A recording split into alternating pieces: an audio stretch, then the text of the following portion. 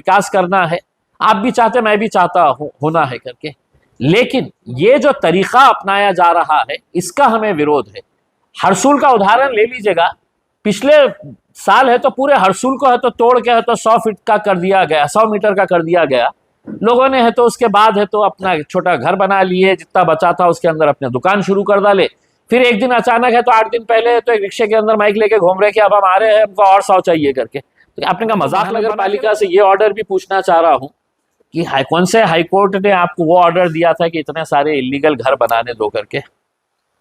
इतने साल तक आप जो इतने सारे इलीगल कामों को चलने दिए, तो वो कौन से हाईकोर्ट के आदेश के हिसाब से किए? लोक प्रतिनिधियों ने भी है तो इसके ताल्लुक से हम विरोध नहीं कर रहे हैं, आपका जो तरीका है काम करने का, हम उसके ऊपर अपनी नाराजगी जता रहे हैं। अगर आपको डेवलपमेंट प्लान के अंदर आया है तो डेवलपमेंट प्लान क्या है, कौन से इलाके की कौन सी रोड, शाह बाजार से चंपा चौक जाएंगे, हम रोशन गेट से आने वाले हैं। लोग रात में सो नहीं रहे हैं साहब, लोगों की नींद हराम हो चुकी है कि साहब कब बुलडोजर आ जाएगा करके। उसमें अगर डेवलपमेंट प्लान के अंदर कोई धार्मिक स्थल आता है तो कायदे कानून उसके लिए भी बड़े क्लियर स्पेसिफिक दिए गए है करके। उसमें हम भी नहीं चाहते हैं कि लॉ एंड ऑर्डर का कोई इश्यू आए करके। उसमें मैं तो लोगों से यही अपील करूंगा कि जिस किसी का भी धर्म का अगर कोई धार्मिक स्थल अगर आ रहा है, उस एरिया के, उस मस्जिद के हो, मंदिर के हो, जिम्मेदारों ने बैठना। कौन कर रहा है विकास की बात और कौन कर रहा है वादे? चुनाव की दस्तक हो चुकी है और अब सवाल उठेंगे सीधा नेताओं से। वादों की दुकान चमकाने वाले भी मिलेंगे, लेकिन हम ढूंढेंगे असली विकास के खिलाड़ी। जनता की राय अब सामने आएगी, हकीकत दिखेगी बिना मेकअप, बिना मास्किंग। जनता बोलेगी, सुनेगा नेता। औरंगाबाद वालों तैयार हो जाओ, क्योंकि अब की बार खबर होगी दमदार। ये सिर्फ न्यूज नहीं, ये है आपकी आवाज। तो आप जुड़े रहिए औरंगाबाद तक के साथ। औरंगाबाद तक, औरंगाबाद शहर का सबसे तेज न्यूज नेटवर्क।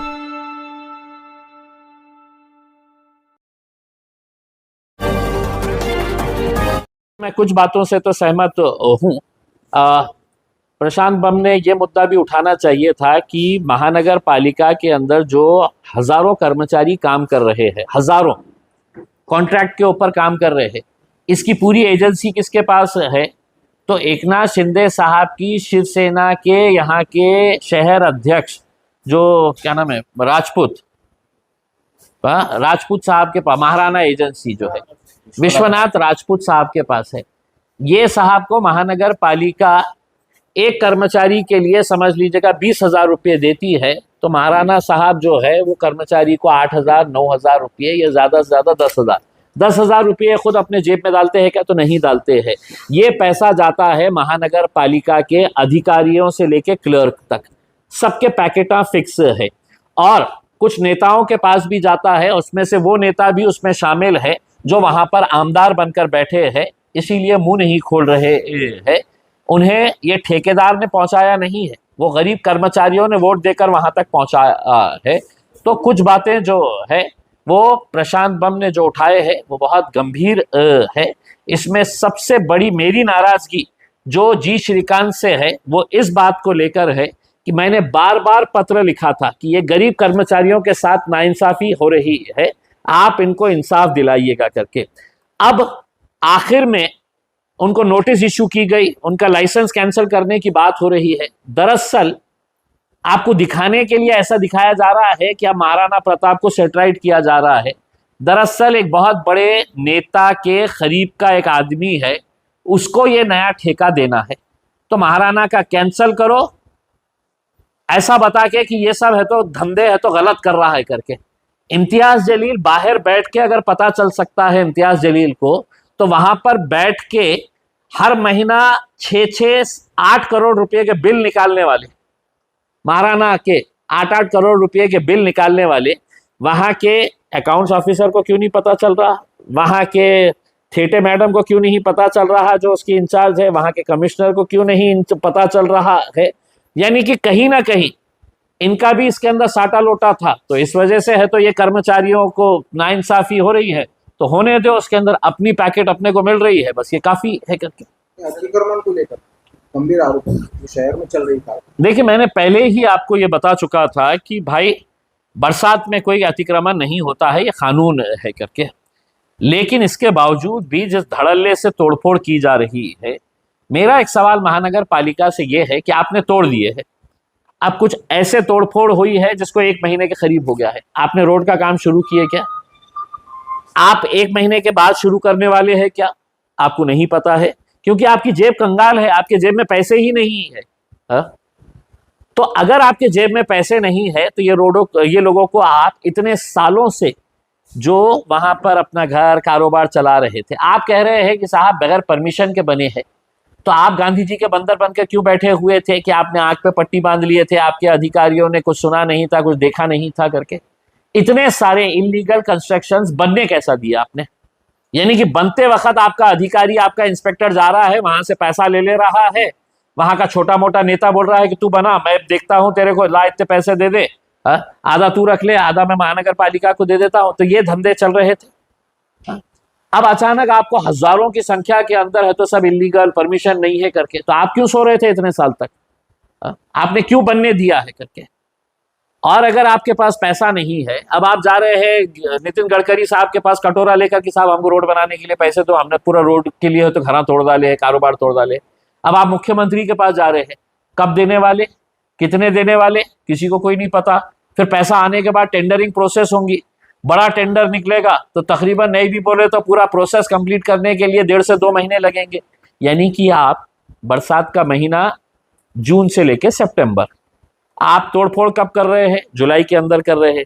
अगस्त, सितंबर, अगर और 2-3 महीने अगर आप रुक गए होते और उसके बाद लोगों को कह दिए होते कि हम अक्टूबर में किसी का नहीं सुनने वाले हैं, हमारे पास रोड के पैसे हैं, हमने टेंडर प्रोसेस कंप्लीट करके रखा है, जिस दिन तुम्हारा घर टूटेगा उसके 8 दिन के अंदर है तो हम अपने रोड का काम शुरू कर डालेंगे करके, तो लोग भी आपका साथ कोऑपरेट करे होते उसमें। लेकिन ऐसी गुंडागर्दी कि साहब फौज फाटा लेके जाओ, पुलिस को भी कोई काम नहीं रहा है उसके अंदर।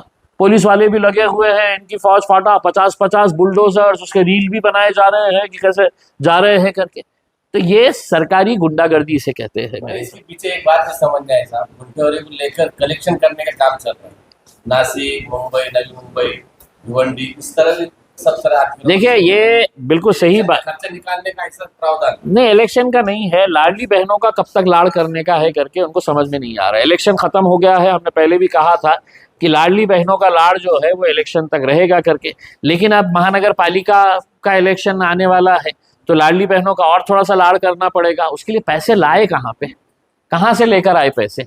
जो पैसा जनता के बीच में जाना चाहिए था वो मंत्रियां बैग में भरकर है तो सिगरेट फूकते बैठे हुए हैं। तो वो पैसा जो है जो जनता के बीच में जाना चाहिए वो जनता के बीच में जा ही नहीं रहा है। तो अब कैसा जमा किया जाए? तो चलो दादागिरी करके है तो तोड़फोड़ करके गुंठेवारी के हिसाब से जमा करेंगे, टैक्स के नाम से जमा करेंगे करके। भाई, इसको आपको तोड़फोड़ करने की जरूरत नहीं थी। आपको इस तरह से तोड़फोड़ करके है तो लोगों का गला दबा के उनके कनपट्टी पे बंदूक रख के पैसा जमा करने की जरूरत नहीं थी। आप हर वार्ड के अंदर जाना था, गुंठेवारी के अंदर लोगों को ऑफर करना था, पैसे लेना था, काम जारी रखना था।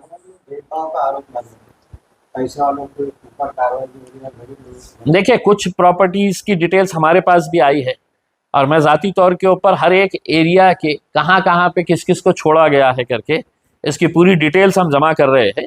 और यकीनन हम भी जाएंगे कमिश्नर साहब के पास, वाहुल साहब के पास जाएंगे और उनको बताएंगे कि साहब ये क्यों, तो जवाब उनसे भी तलब किया जाएगा करके। और अगर उनके ऊपर कार्रवाई नहीं होती है, हमारा ये कहना है कि अगर गरीबों पर कर रहे हैं आप, तो फिर अमीरों को छोड़ने का कोई वजह नहीं है। आप फिर ये मत देखिएगा कि कौन कितना बड़ा धन्ना सेठ है करके उसमें। सरकारी प्रॉपर्टी सरकार, ठीक है ना, सरकारी प्रॉपर्टीज के लिए उनका खुद का अपना डिपार्टमेंट होता है। रोड जब टूटेगी, अमीरों की, गरीबों की, सबकी मिलेगी, तो सरकारी डिपार्टमेंट्स को भी अंदर जाना ही पड़ेगा, उनकी दीवार भी तोड़नी पड़ेगी। और वो सब तोड़ने के बाद मतलब फिर अगर कोई बच जाता है तो हम यकीनन नज़र रखेंगे। आपके ज़रिए भी हम पूछना चाहेंगे कि अगर आपकी नज़र में कोई आता है कि साहब ये लाइन तक खींचा गया है लेकिन ये प्रॉपर्टी छोड़ दी गई है करके। लेकिन हाईकोर्ट का ऑर्डर मतलब बताने के लिए तैयार नहीं। जब बार बार मुझसे पूछा जा रहा है हाईकोर्ट का एक्चुअल ऑर्डर क्या है, कोई वकील का ये मानना है, किसी वकील का, कि हाईकोर्ट का जो ऑर्डर है वो एक व्यक्तिगत ऑर्डर है, उसको मनपा आड़ बनाकर पूरी कार्रवाई कर रही है। मैं तो महानगर पालिका से ये ऑर्डर भी पूछना चाह रहा हूँ कि कौन से हाईकोर्ट ने आपको वो ऑर्डर दिया था कि इतने सारे इलीगल घर बनाने दो करके?